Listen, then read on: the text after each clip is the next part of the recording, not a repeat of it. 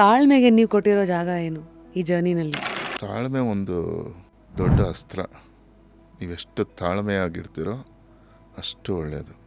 ಯಾವತ್ತು ತಾಳ್ಮೆ ಕಳ್ಕೊತೀರೋ ಅವತ್ತು ನಿಮಗೆ ಗೊತ್ತಿಲ್ದಿರನ ನೀವೇನೋ ಕಳ್ಕೊತೀರ. ಸೊ ಎಷ್ಟು ತಾಳ್ಮೆಯಾಗಿರ್ತೀರೋ ಅಷ್ಟು ಒಳ್ಳೆಯದು. ಮುಂದಿನ ಪ್ರಶ್ನೆ ಬರುತ್ತೀಗ, ತಾಳ್ಮೆ ಹೇಗೆ ಜೊತೆಗೆ ಇಟ್ಕೊಳ್ಳೋದು ಅಂತಂದರೆ ಕ್ಯಾರೆಕ್ಟರ್ ಟು ಕ್ಯಾರೆಕ್ಟರ್ ಡಿಫ್ರೆಂಟ್ ಇದ್ದೇ ಇರುತ್ತೆ, ಬಟ್ ಆದ್ರೂ ಜೀವನ ಪಾಠ ಕಲಿಸ್ತಾ ಹೋಗುತ್ತೆ. ಕೆಲವೊಂದು ಎಕ್ಸಾಂಪಲ್ ಆಗಿರೋ ನಿಮ್ಮ ಸ್ಕೂಲ್ ಡೇಸಲ್ಲೋ ಕಾಲೇಜ್ ಡೇಸಲ್ಲೋ ನೀವು ಮಾಡಿರೋ ಮಿಸ್ಟೇಕ್ಗಳು, ಅದರಿಂದ ಏನೇನಾಗಿರುತ್ತೆ, ಅಲ್ಲಿಂದ ಎಲ್ಗೋ ಹೋಗಿ ಅದು ನಿಮ್ಮ ಪೇರೆಂಟ್ಸಿಗೆ ಗೊತ್ತಾಗಿ ನಿಮ್ಮ ಪೇರೆಂಟ್ಸ್ ಹರ್ಟ್ ಆಗಿ ನೆಕ್ಸ್ಟು ನಿಮ್ಗೆ ಏನೋ ಮಾಡ್ಬೇಕಂತ ಇರ್ತಾರೆ, ಬೇಡ ಇವ್ನು ಸರಿ ಇಲ್ಲ ಅಂತ ಎತ್ಕೊಂಡಾಗ ಹಾಸ್ಟೆಲ್ಗೆ ಹಾಕೋದು, ಈ ಥರ ಎಲ್ಲ ಆಗುತ್ತಲ್ಲ. ಸುಮ್ಮನೆ ಎಕ್ಸಾಂಪಲ್ಗೆ ಹೇಳ್ತಾರೆ.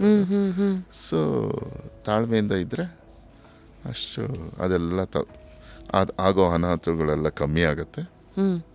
ನಿಮ್ಗೆ ಸಿಗಬೇಕಾದ್ದು ನೀವು ಅಂದ್ಕೊಂಡಿದ್ದಕ್ಕಿಂತ ಜಾಸ್ತಿ ಸಿಗುತ್ತೆ. ಫುಲ್ ವಿಡಿಯೋನ ನೋಡಿ ಆನ್ ರ್ಯಾಪಿಡ್ ರಾಶ್ಮೀಸ್ ಯೂಟ್ಯೂಬ್ ಚಾನಲ್.